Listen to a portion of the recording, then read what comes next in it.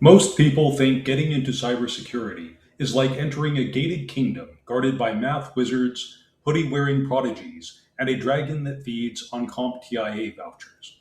The reality is far less dramatic and much funnier. There are three paths that get people into cybersecurity fast, without experience, and two of them feel suspiciously like cheating. Stick around, and you'll see how folks stumble into six figure careers through the military, Splunk, and the ancient art of making people like you.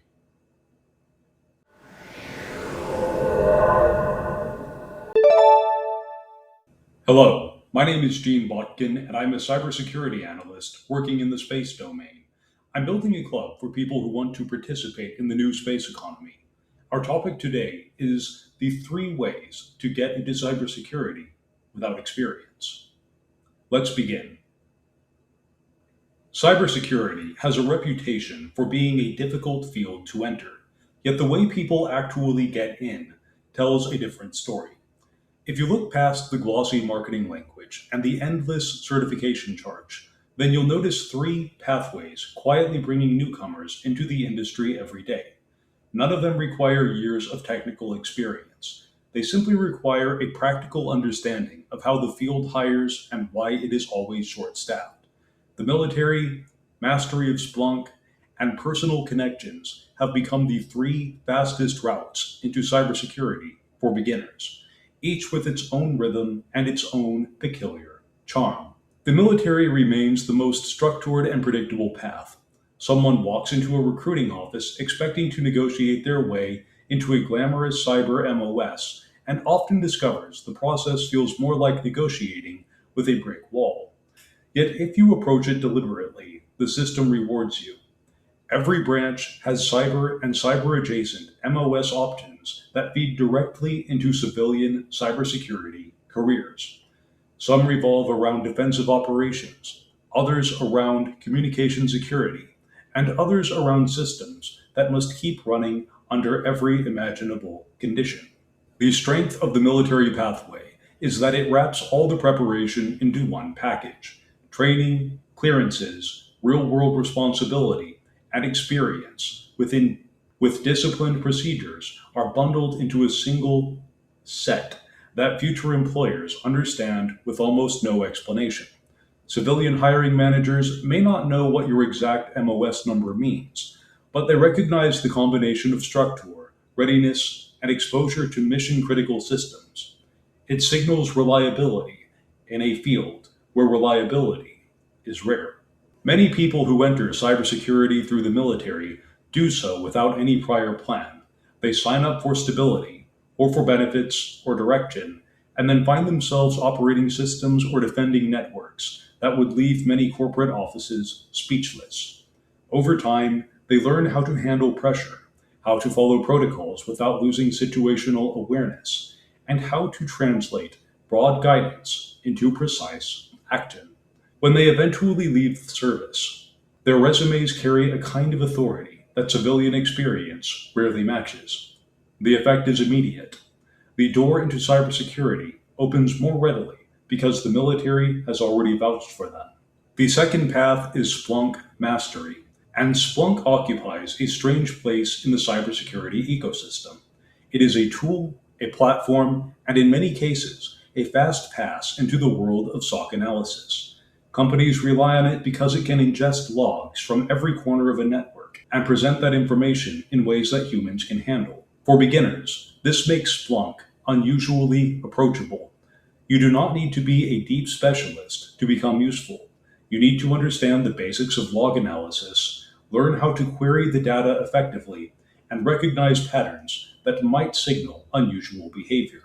Splunk teaches beginners how cybersecurity work feels day to day. You follow an alert, uncover the sequence of events, and piece together what matters.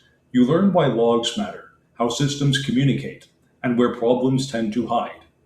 These skills form the backbone of entry-level cybersecurity work, and Splunk compresses the learning curve.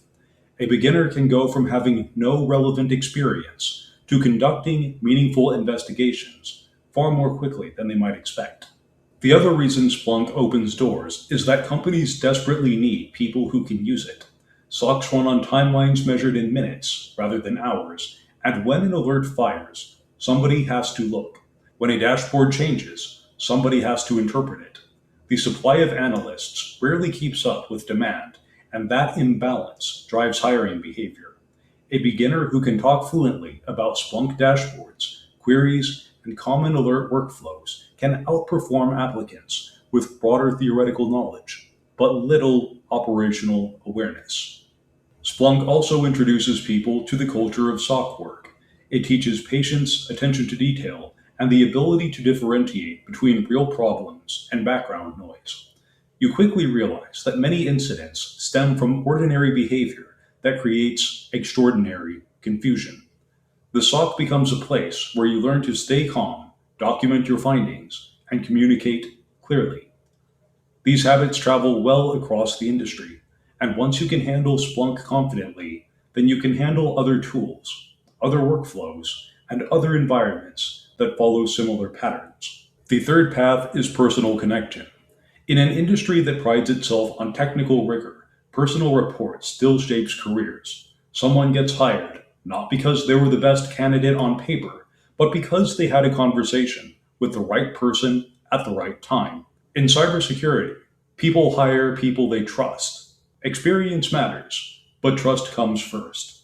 So when a hiring manager meets someone who already seems reliable, curious, and steady, that impression becomes a powerful asset. Hiring managers deal with risk constantly, and every new employee is a risk. They want someone who will ask questions when needed, stay calm during incidents, and avoid creating unnecessary chaos. A good conversation can reveal those qualities far more quickly than a resume ever could.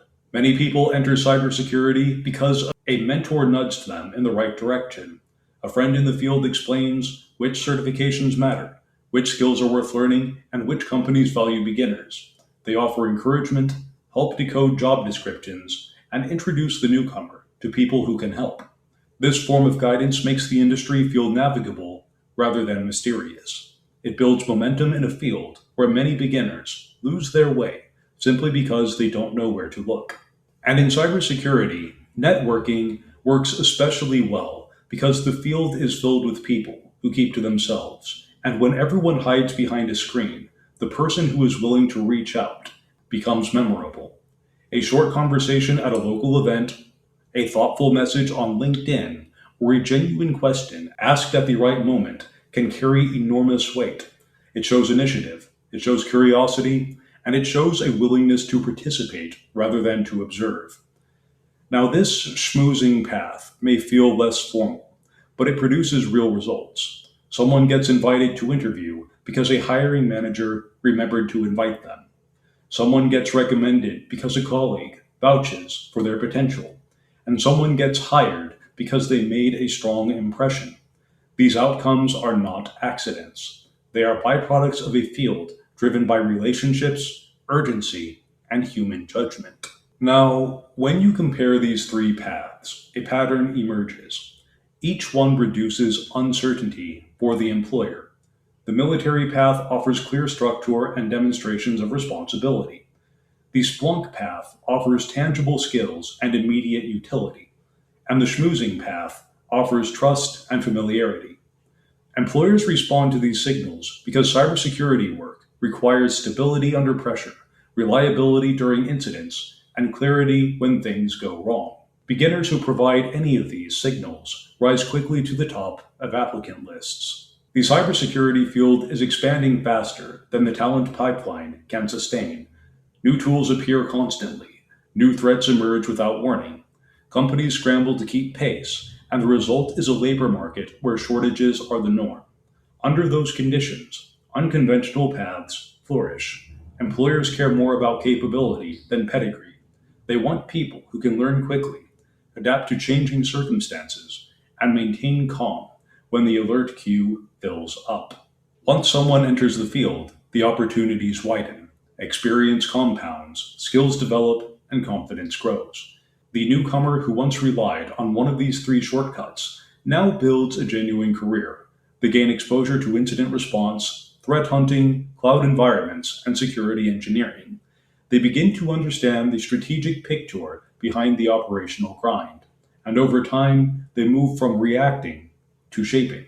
The important insight is that none of these paths are inferior. They are simply different approaches to the same destination. Each one leverages an existing structure in the industry. The military path uses institutional credibility. The Splunk path uses operational demand. And the schmoozing path uses human connection. The field welcomes all three because the field needs all three. For beginners, this should be encouraging. You do not need perfect timing, perfect credentials, or perfect confidence. You need a direction and the willingness to take the first step. Whether you sign an enlistment contract, open a Splunk tutorial, or introduce yourself to someone who knows more than you do, you are moving toward the same goal. You are aligning yourself with the practical realities of how cybersecurity hires, trains, and promotes talent. These three paths succeed because they embrace the anti-meritocratic truth about the field. Cybersecurity is not a sealed profession, it is a growing one, and it accepts people from unexpected backgrounds because it must. It rewards those who take initiative because initiative is the one trait the industry cannot manufacture. If you begin with any of these approaches and remain with it, then you will likely find yourself inside the industry sooner than you expect. Once there, you gain the opportunity to build mastery at your own pace. You can specialize, explore, experiment, and grow into roles that match your strengths. You can move from SOC work into engineering, from engineering into architecture, and from architecture into leadership. The possibilities widen as your experience grows.